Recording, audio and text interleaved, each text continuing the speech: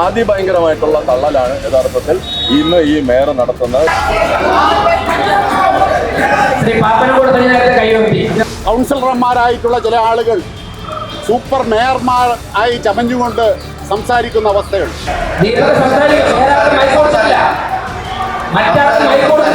അതിനെല്ലാം മാറ്റി ഇന്റർനാഷണൽ തലത്തിൽ പോകേണ്ട ബിൽഡിംഗ് വെക്കേണ്ട എന്ത് കാര്യമാണ് നമുക്ക് ഈ നാട്ടിലുള്ളതെന്ന് പറയുന്നത് ശരിയല്ല.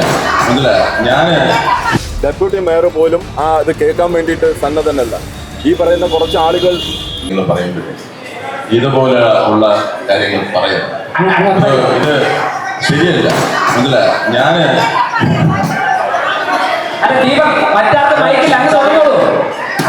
സംസാരിക്കണമെങ്കിൽ അത്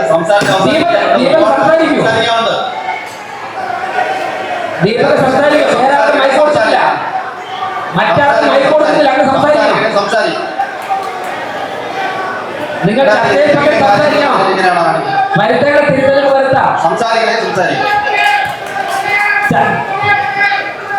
നിങ്ങൾ പറഞ്ഞ മാറ്റങ്ങൾ വരുത്താം, വരുത്തേണ്ട മാറ്റങ്ങൾ വരുത്താം, സംസാരിക്കണം. ചർച്ചയിൽ പങ്കെടുത്ത് മുന്നോട്ട് പോകണം.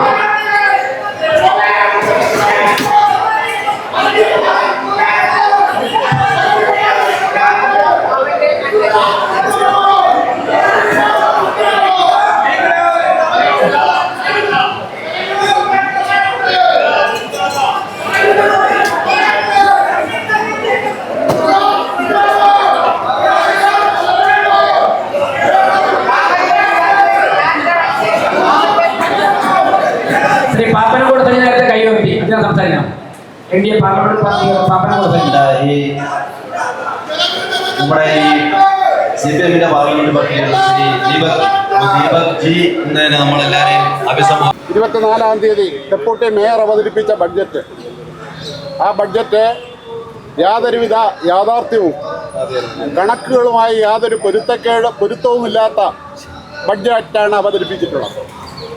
ആ ബഡ്ജറ്റിനെ ന്യായീകരിക്കുന്ന രൂപത്തിലുള്ള വാക്കുകളാണ് പല ഭാഗങ്ങളിൽ നിന്നും NDAയുടെ കൗൺസിലർമാർ ഇടപെട്ടുകൊണ്ട് പറയുന്നത്. ഇന്നലെയും ഇന്നുമായി നടന്ന ചർച്ചയിൽ തന്നെ അവർ സൂചിപ്പിക്കുന്നത് ഡെപ്യൂട്ടി മേയർ പറയേണ്ട മറുപടി NDAയുടെ കൗൺസിലർമാരായിട്ടുള്ള ചില ആളുകൾ സൂപ്പർ മേയർമാർ ആയി ചമഞ്ഞുകൊണ്ട് സംസാരിക്കുന്ന അവസ്ഥകൾ. ആ അവസ്ഥയെ ഞങ്ങൾ ചോദ്യം ചെയ്യപ്പെടുകയാണ്. അതോടൊപ്പം തന്നെ നഗരസഭയിൽ അവതരിപ്പിച്ച ബഡ്ജറ്റ് തെറ്റായിട്ടുള്ള കണക്കുകളുടെ കാര്യമാണ്. LDF-ന്റെ സഭാ നേതാവായിട്ടുള്ള സഖാവ് SP ദീപക് ഈ കാര്യങ്ങളെ സംബന്ധിച്ച് അവസാനം സംസാരിച്ചു കൊണ്ടിരിക്കുന്ന അവസരത്തിൽ തന്നെ തെറ്റായിട്ടുള്ള വിവരങ്ങൾ അവതരിപ്പിച്ചുകൊണ്ട് സംസാരത്തെ തന്നെ തടസ്സപ്പെടുത്തുന്ന രൂപത്തിലുള്ള പ്രവർത്തനമാണ് അവരുടെ ഭാഗത്തു നിന്നുണ്ടായിട്ടുള്ളത്. ബഡ്ജറ്റിൻ്റെ കുറവുകളെ സംബന്ധിച്ചുള്ള യാഥാർത്ഥ്യം വളരെ വ്യക്തതയോടെ സൂചിപ്പിച്ചപ്പോൾ അതിൻ്റെ കാര്യം മനസ്സിലാക്കിക്കൊണ്ട് അതിൽ നിന്ന് രക്ഷപ്പെടാൻ ചില NDAയുടെ കൗൺസിലർമാർ പെട്ടെന്ന് ഇടപെടുകയും ആ ഇടപെട്ടുകൊണ്ട് പ്രസംഗത്തെ തന്നെ തടസ്സപ്പെടുത്തുവാൻ ശ്രമിക്കുകയുണ്ടായി. അതുപോലെ തന്നെ ഏറ്റവും പ്രധാനമായും ആ സഭയിൽ ആവശ്യപ്പെട്ടത് ഈ ബഡ്ജറ്റ് അവതരിപ്പിച്ച ഡെപ്യൂട്ടി മേയർ സഭയിൽ പല സമയത്തും അവിടെ ഇല്ലാത്ത സ്ഥിതിയാണുള്ളത്.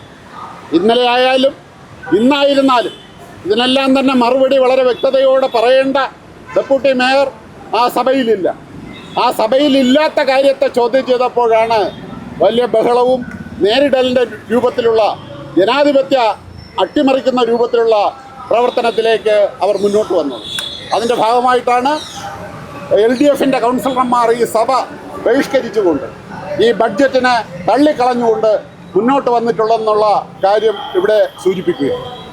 ഈ നഗരസഭയുടെ ആദ്യ ബഡ്ജറ്റ് എന്ന് പറയുന്നത് ജനങ്ങളുമായിട്ട് നമ്മുടെ ആഗ്രഹിക്കുന്ന രൂപത്തിൽ നമ്മുടെ നാട്ടിലെ പൊതുവായിട്ടുള്ള വികസനവും ക്ഷേമ പ്രവർത്തനങ്ങൾക്കും വേണ്ടിയിട്ട് സാധാരണ പാവപ്പെട്ട ആളുകൾക്ക് വേണ്ടിയിട്ടുള്ള യാതൊരു കാര്യവും ഉൾപ്പെടുത്താത്ത ഒരു ബഡ്ജറ്റാണ് ഇവിടെ അവതരിപ്പിക്കപ്പെട്ടത്. അതുമാത്രമല്ല, നമ്മുടെ സംസ്ഥാനത്ത് നിലനിൽക്കുന്ന വികസന പ്രവർത്തനങ്ങളെയും ക്ഷേമ പ്രവർത്തനങ്ങളെയും എല്ലാം തകടം മറിക്കുന്നതിന് വേണ്ടിയിട്ടുള്ള ഒരു ബഡ്ജറ്റായിട്ടാണ് ഇതിനെ കാണാൻ വേണ്ടിയിട്ട് പറ്റുന്നത്. കേവലം BJPയുടെ ഒരു അജണ്ടകൾ നടപ്പിലാക്കുന്ന, മുദ്രാവാക്യങ്ങൾ നടപ്പിലാക്കുന്ന, അവർക്ക് രാഷ്ട്രീയമായിട്ടുള്ള പൊളിറ്റിക്കൽ റീൽസ് ഓടിക്കുന്നതിന് വേണ്ടിയിട്ടുള്ള ഒരു ബഡ്ജറ്റാണ് നമ്മുടെ ഈ നഗരസഭയിൽ അവതരിപ്പിക്കപ്പെട്ട ബഡ്ജറ്റ് എന്ന് പറയുന്നത്. നമുക്കറിയാലോ, നമ്മുടെ ഈ മുനിസിപ്പാലിറ്റി ആക്ട് അനുസരിച്ചുള്ള ഒരു ബഡ്ജറ്റാണ് ഇവിടെ വരേണ്ടത്. ഇതിന് ചില വ്യവസ്ഥകളുടെ അടിസ്ഥാനത്തിലും നിയമത്തിൻ്റെ അടിസ്ഥാനത്തിലുമാണ് ഈ ബഡ്ജറ്റ് ഇവിടെ അവതരിപ്പിക്കപ്പെടേണ്ടത്. പക്ഷേ നമ്മുടെ മുനിസിപ്പാലിറ്റി ആക്ട് എന്ന് പറയുന്നത് തന്നെ പൊതുവിൽ ഇത് ഈ ചട്ടങ്ങളെ മുഴുവൻ മറികടന്ന് ഈ പറയുന്ന ആ ചട്ടങ്ങളുടെ അടിസ്ഥാനപ്പെടുത്തിയിട്ടുള്ള ഒരു ബഡ്ജറ്റല്ല ഇവിടെ നടപ്പിലാക്കിയിട്ടുള്ളത്. ഇപ്പോൾ നടപ്പിലാക്കിയിട്ടുള്ളതിൽ ഏറ്റവും പ്രധാനമായി കാണേണ്ടത് 574 കോടി രൂപയുടെ വർധനവ് ഇതിനകത്ത് പറയുന്നു. ആ ബഡ്ജറ്റിനകത്ത് 574 കോടി രൂപയുടെ വർധനവ് എങ്ങനെയാണ് ഇവർ നടപ്പിലാക്കുന്നതിൻ്റെ അതിൻ്റെ യാഥാർത്ഥ്യത്തെ സംബന്ധിച്ചുള്ളതൊന്നും ആ ബഡ്ജറ്റിനകത്ത് പറഞ്ഞിട്ടില്ല. അതിൻ്റെ അർത്ഥം എന്ന് പറയുന്നത് 574 കോടി രൂപയെന്ന് പറയുന്നത് സാധാരണ ആളുകളുടെ പുറത്ത് അത് അടിച്ചേൽപ്പിക്കുക, അത് ഇമ്പോസ് ചെയ്യുന്നതിന് വേണ്ടിയിട്ട് പലതരത്തിലുള്ള ടാക്സ് ഇനത്തിൽ അതിനെ ജനങ്ങൾക്ക് മേലിൽ ഒരുപാട് ബാധ്യതപ്പെടുത്തുന്ന രൂപത്തിലേക്കുള്ള ഒരു ബഡ്ജറ്റായി ഈ ബഡ്ജറ്റിനെ കാണാൻ വേണ്ടിയിട്ട് കഴിയും എന്നുള്ളതാണ്. ആ രൂപത്തിലുള്ള ഒരു ബഡ്ജറ്റാണ് ഇവിടെ ഇപ്പോൾ ഇതിനകത്ത് അവതരിപ്പിക്കപ്പെട്ടിരിക്കുന്നതെന്നുള്ളതാണ്. ഈ ചട്ടത്തിൻ്റെ അടിസ്ഥാനത്തിൽ പല കാര്യങ്ങളെ സംബന്ധിച്ച് ഇപ്പോൾ കേരള മുനിസിപ്പാലിറ്റി ആക്ട് 286B പ്രകാരം വർഷാവസാനം മുനിസിപ്പാലിറ്റിയുടെ റവന്യൂ വരുമാനത്തിൻ്റെ 5% കുറയാത്ത തുക നീക്കിയിരുപ്പ് ഉണ്ടാകണമെന്നുള്ള വ്യവസ്ഥയാണ് ഉള്ളത്. എന്നാൽ ഈ പറയുന്ന രൂപത്തിൽ തന്നെ ഒരു നീക്കിയിരുപ്പും അതിനകത്ത് നടത്തിയിട്ടില്ല എന്നുള്ളത് കാണാൻ വേണ്ടിയിട്ട് കഴിയും. അതുപോലെ തന്നെയാണ് 286B പ്രകാരം ദാരിദ്ര്യ ലഘൂകരണത്തിന് പരിപാടിക്ക് വേണ്ടിയിട്ട് 2% മാറ്റിവെക്കണമെന്ന് പറയുന്നുണ്ട്. അത് എല്ലാം പറയുന്നത് സ്റ്റാറ്റ്യൂട്ടും നിയമത്തിൻ്റെ അടിസ്ഥാനത്തിലാണ് പറയുന്നത്. പക്ഷേ 9 കോടി രൂപ ഇതിനകത്ത് വകയിരുത്തി വെക്കേണ്ടതാണ് ഈ ബഡ്ജറ്റ് നിയമത്തിൻ്റെ അടിസ്ഥാനത്തിൽ. അവിടെ 1 കോടി രൂപ മാത്രമാണ് ഇവിടെ ദരിദ്ര മുക്ത നഗരമാക്കി മാറ്റുന്നതിന് വേണ്ടിയിട്ട് പറഞ്ഞിരിക്കുന്നത്. അങ്ങനെ എല്ലാ അർത്ഥത്തിലും ഈ പറയുന്നത് പോലെ തന്നെ നിയമവിരുദ്ധമായിട്ട് ചട്ടലംഘനം നടത്തിക്കൊണ്ടൊരു ബഡ്ജറ്റാണ്. ഇത് ചൂണ്ടിക്കാണിക്കുമ്പോൾ അതിനകത്ത് അവതരിപ്പിക്കപ്പെട്ടിട്ടുള്ള ഡെപ്യൂട്ടി മേയർ പോലും ഇത് കേൾക്കാൻ വേണ്ടിയിട്ട് സന്നദ്ധനല്ല. ഈ പറയുന്ന കുറച്ച് ആളുകൾ വസ്തുത നിരത്തി സംസാരിക്കുന്ന വേളയിൽ തടസ്സപ്പെടുത്തുകയാണ് ചെയ്യുന്നത്. പ്രതിപക്ഷ അംഗങ്ങളെ ഈ പറയുന്ന രൂപത്തിൽ തടസ്സപ്പെടുത്തുകയും അത് പറയാതിരിക്കുന്നതിന് വേണ്ടിയിട്ടുള്ള ജനാധിപത്യ വിരുദ്ധമായിട്ടുള്ള നിലപാടാണ് ഈ മേയറുടെ ഭാഗത്തു നിന്നും ഈ കോർപ്പറേഷൻ്റെ ഭാഗത്തു നിന്നും വന്നിരിക്കുന്നത്. ഇപ്പം നിങ്ങൾ ഉദ്ദേശിച്ച് നോക്കൂ, ഈ പറയുന്ന വലിയ കൊട്ടിഘോഷിച്ച് പറയാണ്. എന്തടിസ്ഥാനത്തിലാണ് ഈ മേയർ ഈ പറയുന്നതെന്നറിയില്ല. 2000 പേർക്ക് വീട് വെച്ച് കൊടുക്കുമെന്ന് പറയുന്നു. ബഡ്ജറ്റിനകത്ത് 20 കോടി രൂപ മാത്രമാണ് പറഞ്ഞിട്ടുള്ളത്. അതായത് ഒരു വീടിന് 1 ലക്ഷം രൂപ വെച്ചിട്ടാണ് പറയുന്നത്. എങ്ങനെയാണ് 1 ലക്ഷം രൂപ വെച്ചിട്ട് ഒരു ബാത്റൂം ഉണ്ടാക്കാൻ വേണ്ടിയിട്ട് പോലും പറ്റുന്നതാണോ ഈ പറയുന്ന പ്രഖ്യാപനം എന്ന് പറയുന്നത്? അതിനെ വലിയ വാർത്തയാക്കി മാറ്റുകയാണ്. ഇവിടെ സംസ്ഥാന സർക്കാർ ഈ 5 ലക്ഷം പേർക്ക് വീട് വെച്ച് കൊടുത്ത ഒരു സംസ്ഥാന സർക്കാരാണ് നിൽക്കുന്നത്. അതിന് ചില വ്യവസ്ഥയുടെ അടിസ്ഥാനത്തിൽ ഈ പറയുന്ന മുനിസിപ്പാലിറ്റി കോർപ്പറേഷൻ, തിരുവനന്തപുരം കോർപ്പറേഷൻ എന്ന് പറയുന്നത് വേറെ കൊണ്ട് മാറ്റപ്പെടുന്നതല്ല. എല്ലാം ഒരു മുനിസിപ്പാലിറ്റി തദ്ദേശ സ്വയംഭരണ സ്ഥാപനങ്ങളിൽ കീഴിൽ വരുന്നതാണ് ഈ കോർപ്പറേഷൻ എന്ന് പറയുന്നത്. ഗവൺമെൻറ് ഈ പറയുന്ന രൂപത്തിൽ 5 ലക്ഷം പേർക്ക് വീട് വെച്ച് കൊടുത്ത് 1.5 ലക്ഷം വീട് വെക്കുന്നതിന് വേണ്ടിയിട്ടുള്ള കാര്യങ്ങൾ ചെയ്തുകൊണ്ടിരിക്കുമ്പോഴത്തേക്ക് അതിനെ മറികടക്കുന്നതിന് വേണ്ടിയിട്ട് ഈ വ്യവസ്ഥകളും ഇങ്ങനെ ഒരു സ്കീം നിലനിൽക്കുമ്പോൾ, ഒരു സർക്കാരിൻ്റെ സംവിധാനത്തിനകത്തുള്ള ഒരു സ്കീം നിലനിൽക്കുമ്പോൾ ചട്ടലംഘനം നടത്തി ഈ ഗവൺമെൻറ്റിനെ തന്നെ മോശമാക്കുന്ന രൂപത്തിലേക്ക് ഈ 2000 പേർക്ക് വീട് വെച്ച് കൊടുക്കുന്ന തരത്തിലേക്ക് ഞങ്ങളാരും ഈ 2000 പേർക്കല്ല, ഇനിയുള്ള മുഴുവൻ ആളുകൾക്കും വീട് വെച്ച് കൊടുക്കണമെന്നുള്ളത് തന്നെയാണ് LDFൻ്റെ അഭിപ്രായം എന്ന് പറയുന്നത്. അതിനൊന്നും ആർക്കും തർക്കമല്ല. അതിനുള്ള കാര്യങ്ങൾ നമ്മുടെ സംസ്ഥാനത്ത് വരികയാണ്. പക്ഷേ അവിടെയെല്ലാം 2000 വീട് വെച്ച് കൊടുക്കുന്നത് 1 ലക്ഷം രൂപ വെച്ച് വകയിരുത്തിക്കൊണ്ട് വീട് വെച്ച് കൊടുക്കുമെന്ന് പറയുന്നത് എന്തൊരു പൊട്ടത്തനമാണെന്നുള്ളതിനെ സംബന്ധിച്ച് നമ്മൾ തന്നെ ആലോചിക്കുക. ആളുകളുടെ കണ്ണിൽ പൊടിയിടുന്ന തരത്തിലേക്കാണ് പറയുന്നത്.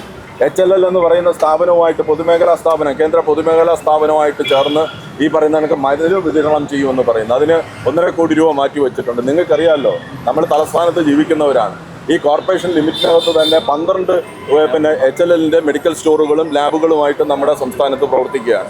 അവിടെയെല്ലാം 70% വരെ ഈ പറയുന്ന മരുന്ന് വില കുറച്ച് കൊടുക്കുന്ന കാര്യങ്ങൾ നടക്കുകയാണ്. അവിടെ ഇപ്പോൾ ഈ ബഡ്ജറ്റിനകത്ത് പറയുന്നത് 50 സ്ഥലത്ത് ഇതിൻ്റെ സെൻറ്ററുകൾ തുടങ്ങിയിട്ട് 50% വില കുറച്ച് കൊടുക്കുമെന്നാണ് പറയുന്നത്. ഇതെന്താണ് ബഡ്ജറ്റ് എന്ന് പറയുന്നത്? HLL എന്ന് പറയുന്നത് ഇവിടെ നാട്ടിൽ നടപ്പിലാക്കുന്നതല്ലേ?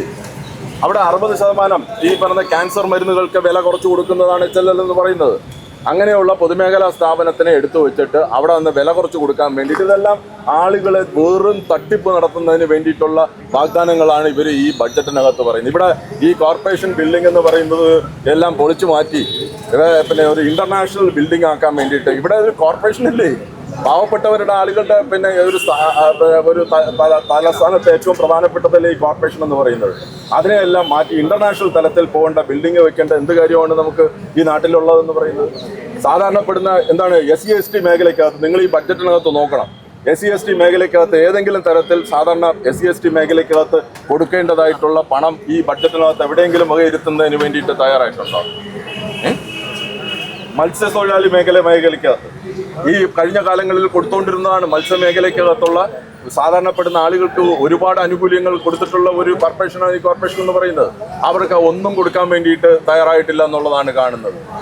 ഇവിടെ വിഴിഞ്ഞം പോർട്ട് യാഥാർത്ഥ്യമായി അതിൻ്റെ സെക്കൻഡ് ഫേസ് പ്രവർത്തനങ്ങൾ നടന്നുകൊണ്ടിരിക്കുകയാണ്. അതിൻ്റെ ക്രെഡിറ്റ് എടുക്കുന്നതിന് വേണ്ടിയിട്ട് വിഴിഞ്ഞത്ത് ചില ഹബ്ബുകൾ പോലുള്ള ചില കാര്യങ്ങൾ നടപ്പിലാക്കുമെന്നൊക്കെ പറഞ്ഞിട്ട് എന്താണ് അവിടെ വിഴിഞ്ഞത്ത് എന്തെങ്കിലും തരത്തിലുള്ള ഒരു സഹായം കേന്ദ്ര ഗവൺമെന്റിന്റെ ഭാഗത്തുനിന്ന് വന്നിട്ടുണ്ടോ?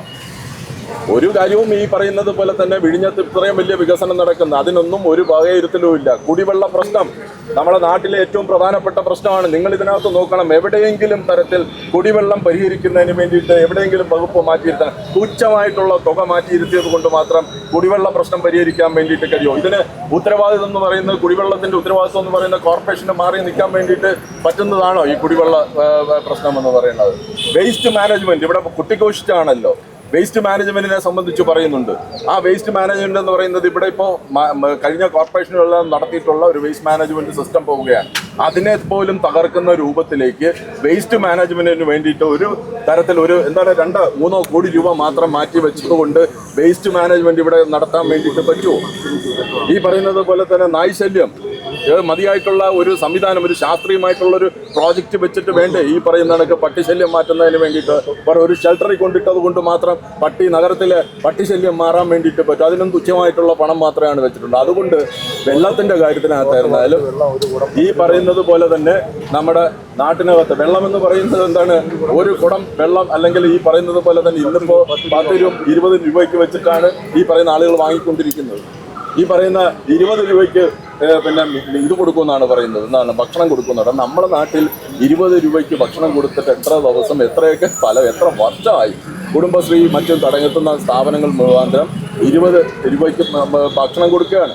സൗജന്യമായിട്ട് ജനകീയമായിട്ട് ഭക്ഷണം കൊടുക്കുന്ന സൗജന്യമായിട്ട് കൊടുക്കുന്ന സംവിധാനം വരെ നമ്മുടെ മുമ്പിൽ നിൽക്കുകയാണ്. അപ്പം അതുകൊണ്ട് ഇതെല്ലാം യഥാർത്ഥത്തിൽ എന്ന് പറഞ്ഞു കഴിഞ്ഞാൽ വെള്ളത്തിന്റെ പ്രശ്നം പരിഹരിക്കുന്നതിന് വേണ്ടിയിട്ട് ഒന്നുമില്ല, പട്ടിശല്യം പരിഹരിക്കുന്നതിന് വേണ്ടിയിട്ട് ബഡ്ജറ്റിനകത്ത് കാര്യമായിട്ടുള്ളത് ഒന്നുമില്ല, വേസ്റ്റ് മാനേജ്മെന്റ് ഒരു പിന്നെ കാര്യങ്ങൾ ആയിട്ടുള്ള ഒരു സംവിധാനമില്ല, സ്ത്രീ ശാസ്ത്രീയമാണ് അതിനു വേണ്ടിയിട്ടുള്ള കാര്യങ്ങൾ നമ്മുടെ മുമ്പിൽ ഒന്നുമില്ല, SC/ST മേഖലയ്ക്കകത്തുള്ള പാവപ്പെട്ടവർക്ക് വേണ്ടിയിട്ടുള്ള ആനുകൂല്യങ്ങളില്ല, മത്സ്യത്തൊഴിലാളികൾക്ക് വേണ്ടിയിട്ടുള്ള ആനുകൂല്യങ്ങൾ. ഒരു ജംബോ ബഡ്ജറ്റ് തയ്യാറാക്കി കേന്ദ്ര ഗവൺമെന്റിന്റെ കുറെ പദ്ധതികൾ കുറെ പേര് മാറ്റി ഉടായ്പ കാണിച്ച് നടത്തിയതല്ലാതെ ഒരു കിട്ടാത്ത കാര്യങ്ങളാണ് ഇതിനകത്ത് പറയുന്നത്.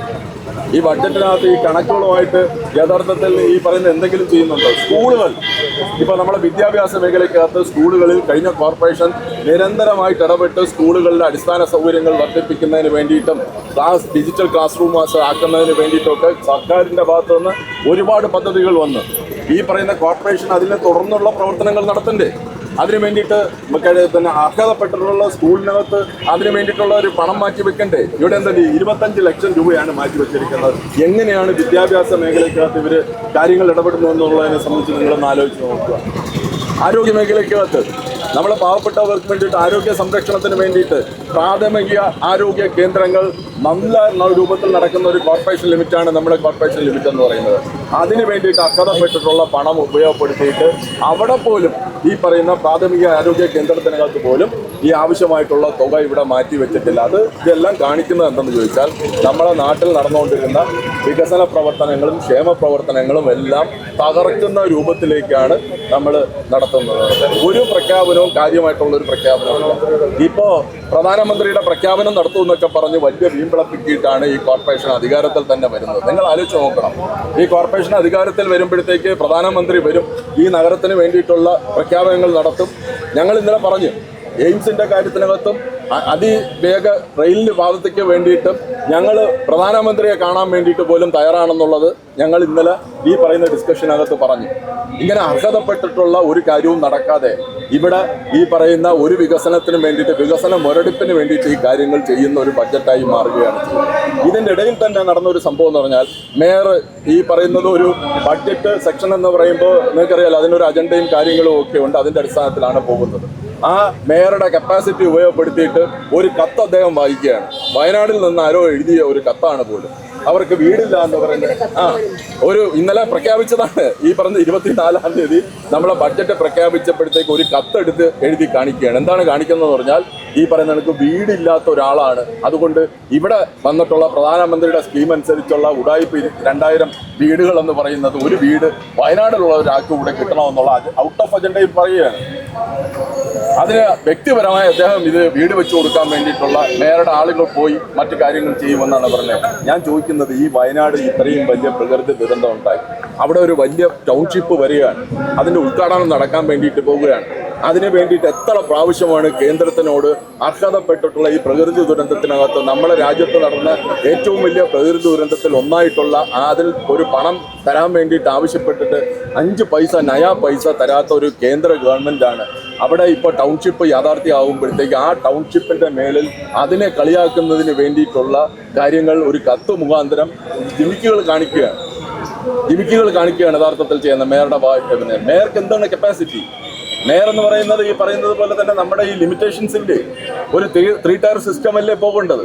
ആ 3 ടയർ സിസ്റ്റത്തിനകത്ത് ഒരു കോർപ്പറേഷൻ ലിമിറ്റ് എന്ന് പറയുന്നത്, ഇട്ടാവട്ടത്തിലുള്ള ഒരു കോർപ്പറേഷൻ ലിമിറ്റിൻ്റെ ഒരു മേയർ കാണിക്കുന്നത് ഈ വയനാട് പോലുള്ള സ്ഥലത്ത് ഇടപെടാൻ വേണ്ടിയിട്ടുള്ള വെമ്പലാണ് അദ്ദേഹം നടത്തുന്നത്. അതിനെ രാഷ്ട്രീയവൽക്കരിക്കാൻ വേണ്ടിയിട്ടാണ് നടത്തുന്നത്. തള്ളൽ എന്ന് പറഞ്ഞാൽ ഭയങ്കരമായിട്ടുള്ള തള്ളലാണ് യഥാർത്ഥത്തിൽ ഇന്ന് ഈ മേയർ നടത്തുന്നത്. ബഡ്ജറ്റിൻ്റെ കണക്കുമായിട്ട് ഒരു പൊരുത്തവുമില്ല. ഇതിൻ്റെ ബഡ്ജറ്റിൻ്റെ ചില വ്യവസ്ഥകളുണ്ട്. ആ ബഡ്ജറ്റിൻ്റെ വ്യവസ്ഥകൾ അനുസരിച്ച് നോക്കുമ്പോൾ ഇതിൻ്റെ ഈ എവിടെയൊക്കെയാണെന്നുള്ളതിനെ സംബന്ധിച്ചുള്ള കണക്കുകൾ ഞാൻ ഇതിനകത്ത് നിങ്ങൾക്ക് കോപ്പികൾ ഇതിനകത്ത് തരാം.